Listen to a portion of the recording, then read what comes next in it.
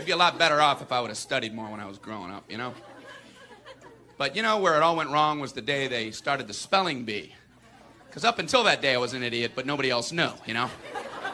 When the spelling bee day, you know, popped up. All right, kids, up against a wall. It's time for public humiliation. Spell a word wrong, sit down in front of your friends. You know, that's great for little egos. Hey, look at me, I'm a moron. I wasn't even close.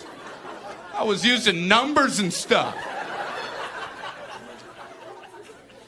That's why I admired that kid who spelled it wrong on purpose so he could sit down, you know?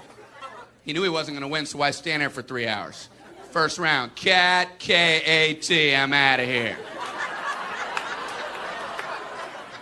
Then as he passed you, I know there's 2 T's. I remember my teacher asked me, Brian, what's the I before E rule? I before E, always. What are you, an idiot, Brian? Apparently.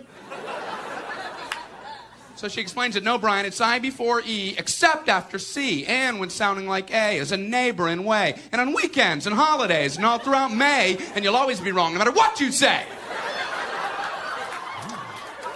That's a hard rule. That's a rough rule. Plurals were hard, too. Brian, how do you make a word a plural? You put a S. You put a S at the end of it. When? On weekends and holidays. No, Brian, no, let me show you.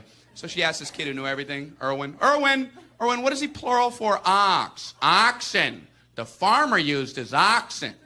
Brian, what? Brian, what's the plural for box?